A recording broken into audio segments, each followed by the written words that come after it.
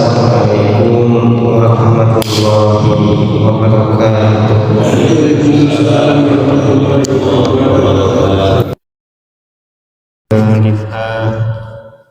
Nahmaduhu wa nasta'inuhu wa nastaghfiruh wa na'udzu billahi min syururi anfusina may yahdihillahu fala mudhillalah wa may yudlilhu fala hadiyalah. Asyhadu an la ilaha illallah wahdahu la syarikalah wa asyhadu anna Muhammadan abduhu wa rasuluh. Ya ayyuhalladzina amanu taqullaha haqqa tuqatih wa la tamutunna illa wa antum muslimun. Ya ayyuhan nasu taqu rabbakumul ladzi khalaqakum min nafsin wahidah wa khalaqa minha zawjaha wa batha minhuma rijalan katsiran wa nisaa'a wattaqullaha alladzi tasaaluna bihi wal arham innallaha kana 'alaikum raqiba. Ya ayyuhalladzina amanu taqullaha wa qulu qawlan sadida yuslih lakum a'malakum wa yaghfir lakum dhunubakum wa may yuti'illaha wa rasulahu faqad faza fawzan 'azima. Puji dan syukur kita panjatkan kehadirat Allah Subhanahu wa Ta'ala yang senantiasa memberikan kenikmatannya kepada kita sehingga di pagi hari ini kita bisa berkumpul kembali dalam rangka thalabul ilmi, dalam rangka mentadaburi firman Allah Subhanahu wa Ta'ala. Semoga dengan duduknya jemaah sekalian di masjid yang mulia ini menjadi amal ibadah yang diterima oleh Allah Subhanahu wa Ta'ala. Baik, kita akan lanjutkan pembahasan surah Luqman ya. Terakhir kita sudah sampai di ayat yang ke-24. Sekarang kita berlanjut ayat 25.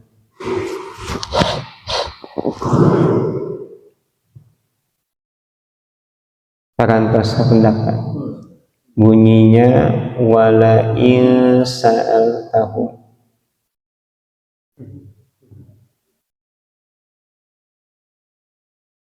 Surah Luqman ayat yang ke-25. Di ayat ini Allah menjelaskan terkait dengan kontradiksi yang ada pada orang-orang kafir. Sekaligus Allah menegakkan hujahnya, di mana Ia yang menciptakan, dialah Allah yang menciptakan serta mengurus hamba-hambanya. Dan terkait dengan kerububiyahan ini tidak diingkari oleh orang kafir. Kalau mereka ditanya siapa yang menciptakan langit dan bumi, maka mereka akan serentak menjawab Allah. Jadi fitrahnya itu keluar gitu.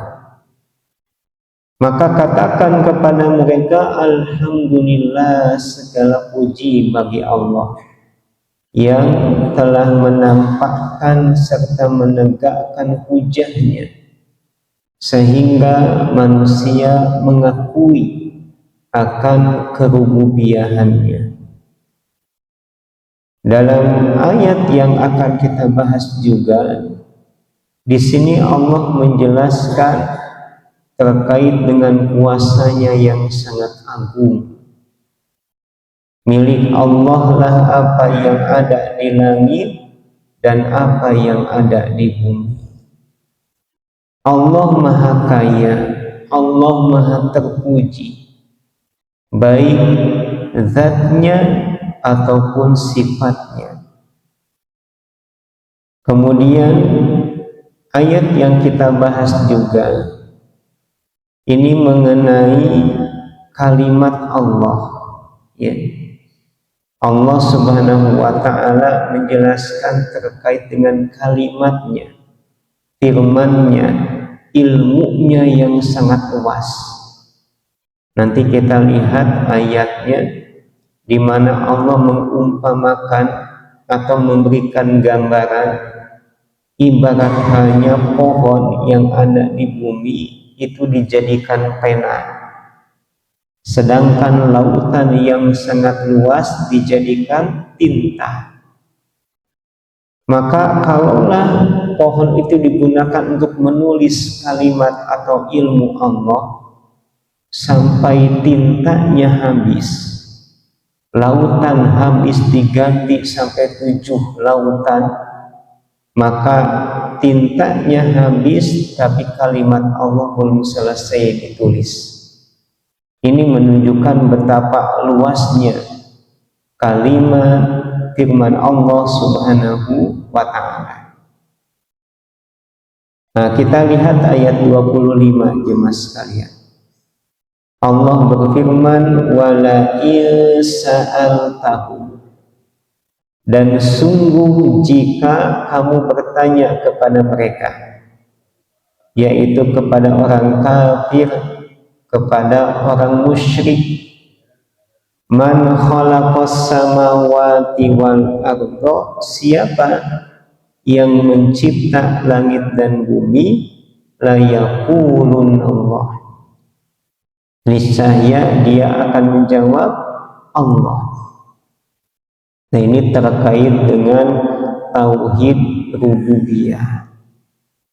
Para ulama membagi tauhid kepada 3, dan satu dengan yang lain itu ada keterkaitan yang kuat, tidak bisa dipisahkan.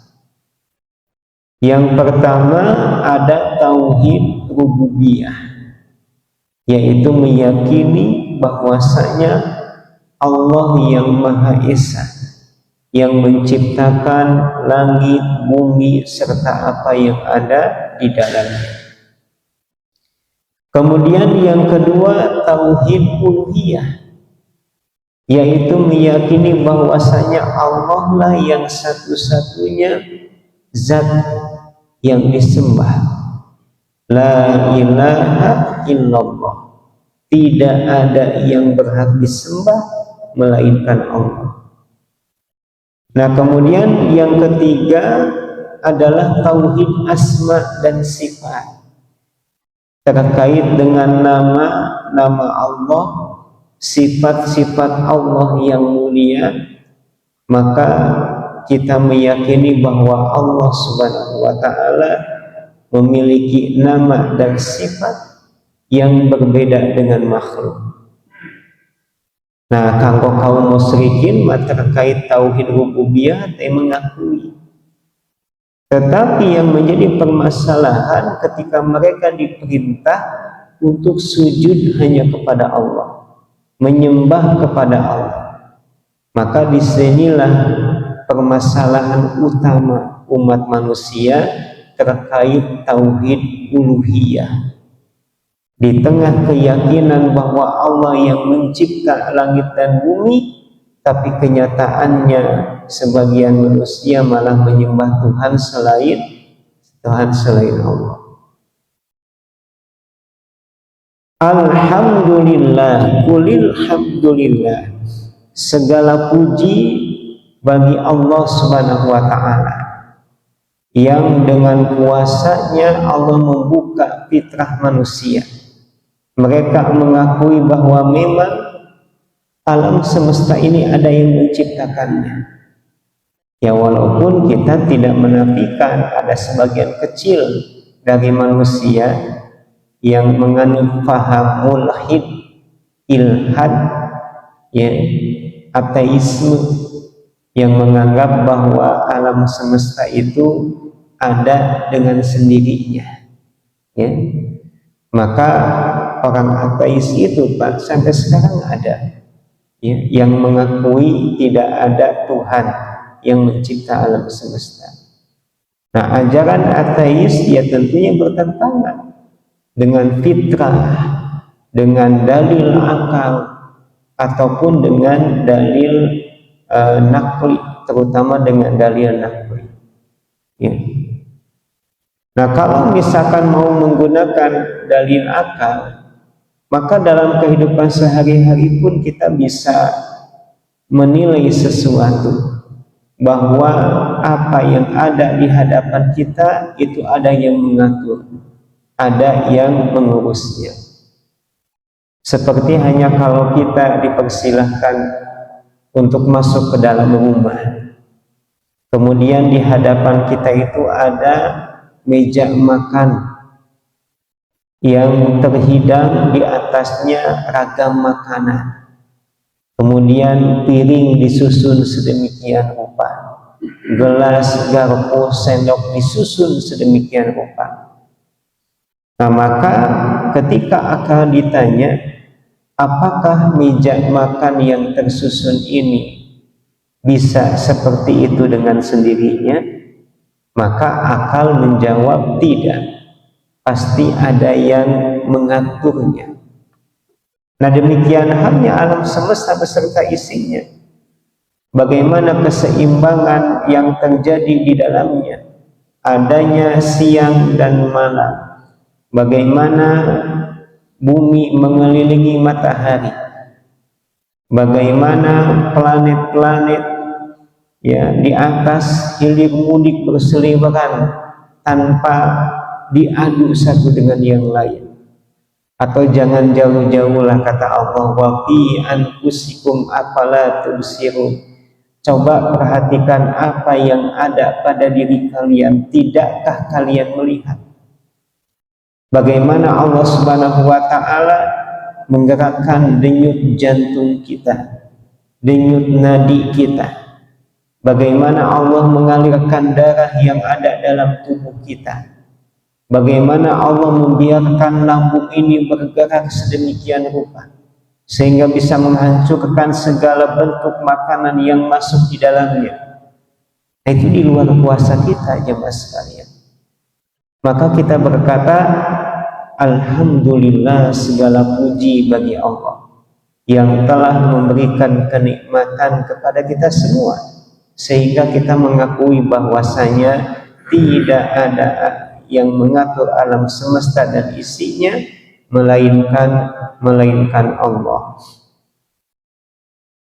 Nah, kemudian ibu bapak yang Allah muliakan, qulil hamdulillah, katakan olehmu Muhammad alhamdulillah. Nah, alhamdulillah di sini pujian kepada Allah karena Allah telah menampakkan hujahnya. Hujah itu apa? Hujah itu argumentasi yang kuat, alasan yang tidak bisa diingkari lagi. Di antaranya pengakuan dari manusia bahwa Allah lah yang menciptakan alam semesta dan isinya. Bahkan saking agungnya Allah, meskipun sebagian manusia ada yang menganggap dirinya sebagai Tuhan, sampai sekarang kita tidak mendapati ada manusia yang mengklaim dirinya Allah atau namanya Allah. Bahkan ayah jamin mengalana Tuhan mah ayahnya banyak antos tak viral, ya, ayah jamin namina Tuhan. Bahkan banyak orang yang mengakui dirinya sebagai Tuhan. Tapi adakah manusia yang berani tampil di hadapan manusia bahwasanya aku adalah Allah? Tidak ada. Ya, tidak ada. Kalau tuduhan bahwasanya ada manusia itu sebagai Allah, ada.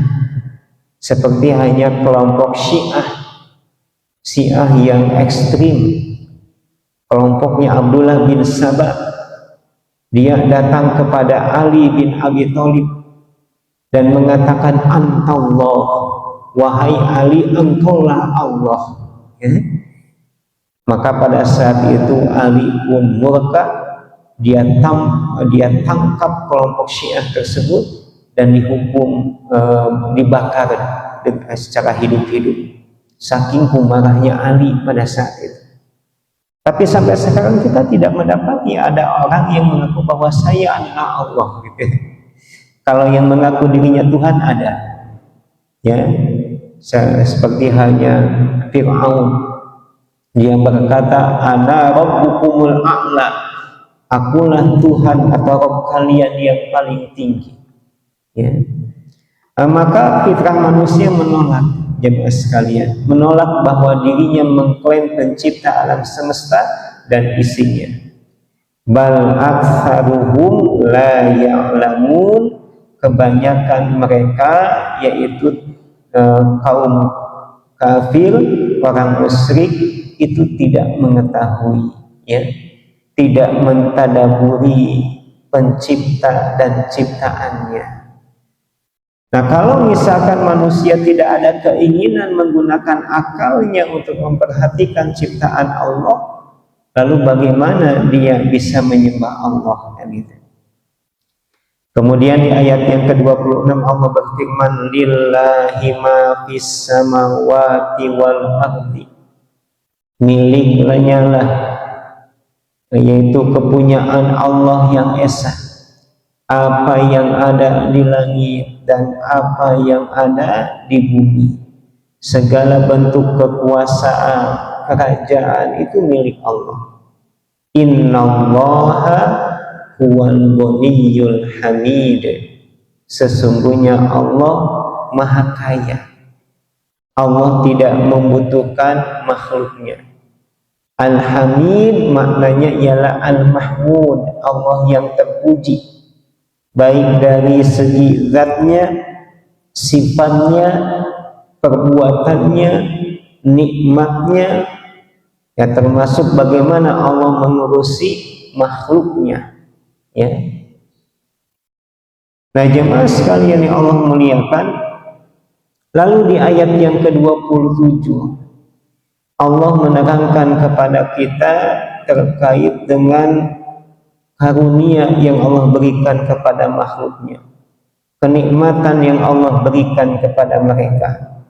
Walau annama fil ardi min syajaratin, kalaulah apa yang ada di bumi, yaitu berupa pohon yang ada di bumi itu dijadikan pena. Bapak uningat penanya, pulpen lah, pensil. Kemudian lautan Allah jadikan tinta. Ini perumpamaan, ya, yang Allah buat agar akal kita bisa menangkapnya, bisa memahaminya. Nah, lamun tatangkalan dijadikan pena, lautan dijadikan tinta, maka ditulis untuk diperintahkan untuk menulis kalimat Allah, ditulis satu persatu kalimat Allah, niscaya lautan itu akan habis. Diganti dengan lautan yang kedua sebagai tintanya, disuruh untuk menulis kalimat Allah, maka tintanya habis, kalimat Allahnya belum selesai ditulis. Sampai 7 kali, Pak. Ya, 7 kali tinta itu diganti. Nah, tintanya habis, lautannya tidak ada, tapi kalimat Allah belum selesai untuk ditulis. Nah, ini menunjukkan bahwasanya Allah Subhanahu wa taala maha kuat, maha luas kalimatnya, maha kuasa, ya, maha besar keagungannya, sampai-sampai tidak ada satupun makhluk yang bisa atau menghitung kalimat kenikmatan yang Allah berikan kepada mereka.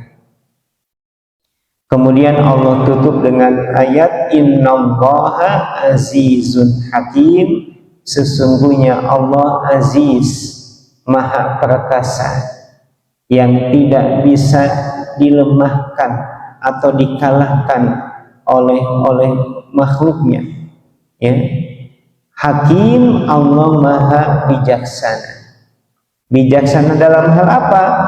Dalam perbuatannya, ucapannya, syariat yang ditetapkannya, kemudian bagaimana Allah mengurus hamba-hambanya, itu hakim, penuh kebijakan atau kebijaksanaan.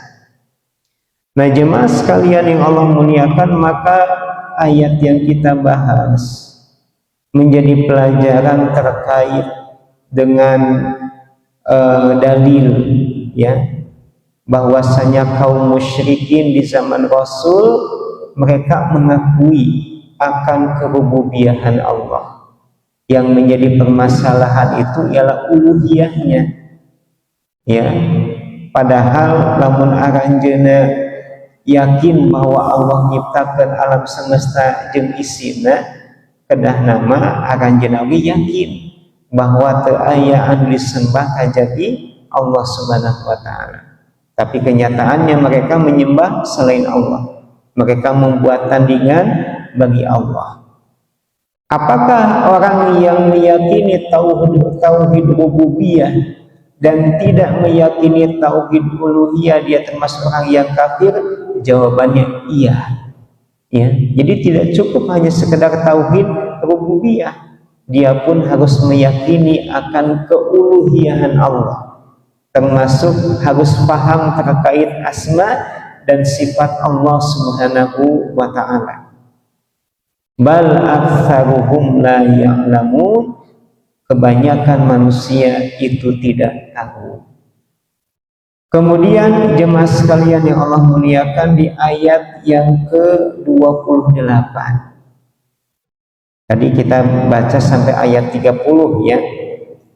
Dari ayat 28 sampai 30 Allah masih bercerita kepada kita terkait dengan keagungannya, terkait dengan kesempurnaan kuasa yang dimilikinya, di mana Allah Subhanahu wa ta'ala maha mulia, yang kemuliaannya tidak bisa digambarkan oleh akal, ya. Bentuk kekuasaan Allah Subhanahu wa ta'ala ialah Allah menciptakan manusia, kemudian membangkitkan mereka di hari kiamat. Hakikatnya apa yang Allah lakukan itu sama dengan permulaan. Kalau Allah kuasa membangkitkan manusia di hari kiamat, maka tentunya itu bukan hal yang mengherankan, karena Allah Subhanahu wa ta'ala kuasa sebelumnya untuk menciptakan manusia yang tadinya tidak ada menjadi ada, ya. Ini bukan sesuatu yang aneh bagi mereka yang beriman kepada Allah. Kami orang tinggal ayatnya di ayat 28. Ma khalqukum wala ba'tsukum.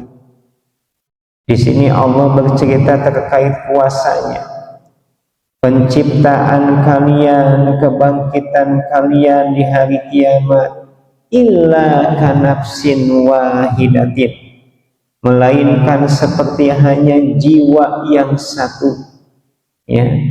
Dalam artian bagi Allah mudah, tidak ada yang sulit.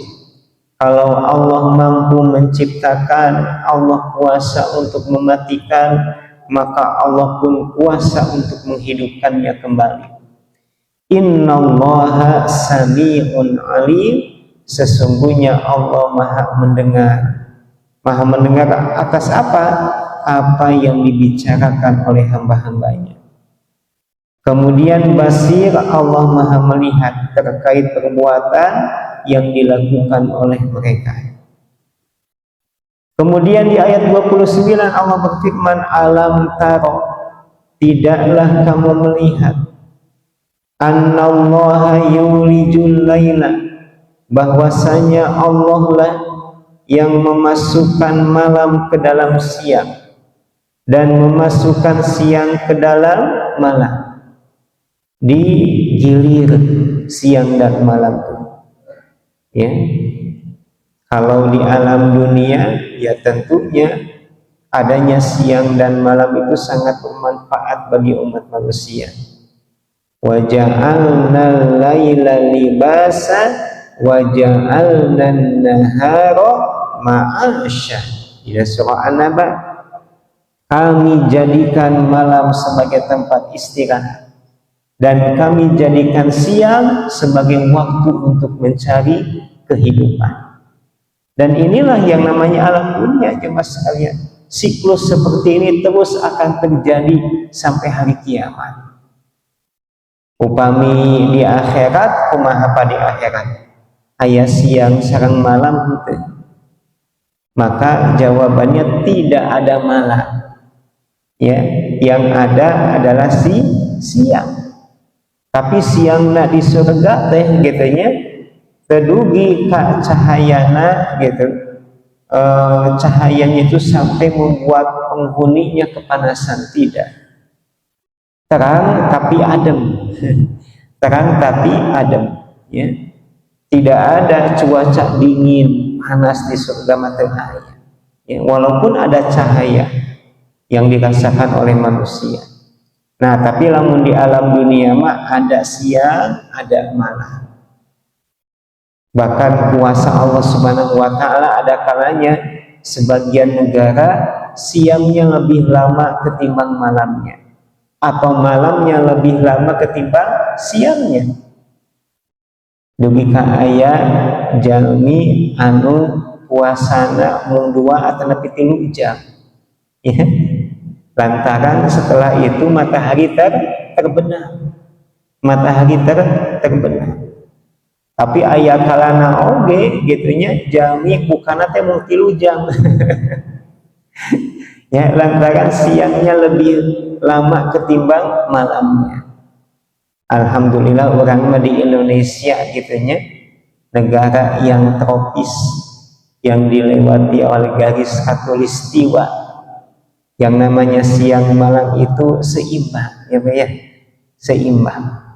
Nah, beda hanya di negara lain gitu. Kemudian wasakhara syamsa wal qamar, Allah tundukkan matahari dan bulan. Ya, Allah tundukkan matahari dan bulan. Dalam artian keduanya taat terhadap perintah Allah. Bagaimana bulan mengelilingi matahari, mengelilingi bumi. Bulan dan bumi mengelilingi matahari. Ternyata jemaah sekalian, ditundukkannya matahari dan bulan itu ada hikmah yang besar, khususnya bagi umat manusia. Apa hikmahnya? Matahari dan bulan, pergerakan keduanya ini ternyata tiada lain untuk mendukung tujuan utama manusia hidup di alam dunia, yaitu beribadah kepada Allah. Kan tujuan orang ayah di alam dunia teh kanggo ibadahnya banyak. Wa ma khalaqatul jinna wal insa illa liya'budun. Nah, ternyata untuk bisa kepada tujuan tersebut Allah siapkan sarana dan prasarananya. Apa yang ada di langit dan apa yang ada di bumi, hakikat nama sadayana kanggo melayani dan berkhidmat kepada kita, agar kita menjadi hamba yang bertakwa kepada Allah. Contoh terkait sarang peredaran matahari, kan ini erat kaitannya dengan ibadah sholat yang kita lakukan. Lagas banyak erat kaitannya dengan ibadah sholat yang kita lakukan. Kapungkur nuju teu acan aya jami hoyong uninga waktu sholat kan tinggal panon poe. Ketika tiba misalkan fajar sidik, maka itu menunjukkan tibanya waktu subuh. Ketika matahari sudah tergelincir berada di atas ubun-ubun kita ninggal jam teh kana panon poe. Oh, berarti atas selebat waktu zuhur. Ketika bayangan suatu benda sudah sama dengan panjangnya, maka itu sudah masuk waktu asar. Ketika matahari terbenam, ya, maka itu sudah masuk waktu maghrib. Ketika cahaya putih ataupun merah hilang di langit, maka itu sudah masuk waktu isya. Nah, kanggo ibadah sholat, ibadah yang paling utama yang kita kerjakan itu terkait dengan peredaran matahari. Dan matahari ini tunduk atas perintah Allah. Demikian halnya peredaran bulan. Orang yang uninga iraha Ramadan, kapan Idul Fitri, itu terkait dengan peredaran bulan. Ya, pergerakan bulan. Ibu hoyong ngetang masa iddah, eta ninggal bulan. Hoyong saum tilu dinten dina sabulan aya saum ayamul bid, itu dengan melihat bulan. Janten matahari anu sakitu badagna, bulan anu sakitu endahna, hakikatna mah Allah ciptakeun kanggo menjadi sarana urang sadayana. Sarana apa? Untuk beribadah kepada Allah Subhanahu wa ta'ala. Karena hakikatnya manusia itu derajatnya di atas makhluk Allah yang lain. Allah berfirman, walaqad karramna bani Adam. Kami telah memuliakan manusia, yaitu anak keturunan Adam. Kemudian jemaah sekalian yang Allah muliakan, kullu yajri ila ajalin musamma. Semuanya beredar sampai waktu yang telah ditentukan. Alam semesta ini bergerak, Pak. Bumi ini bergerak, bulan bergerak, matahari pun bergerak pada porosnya. Tapi sadaya pergerakan ayat di alam semesta pada akhirnya akan berhenti pergerakannya, termasuk hanya diri kita. Nafas yang selama ini kita hirup, ya, pada akhirnya akan berhenti. Jantung yang selama ini berdenyut pada akhirnya akan mati. Ya, alam semesta yang kita lihat sekarang ini, maka akan ada waktu di mana bakal hancur semuanya.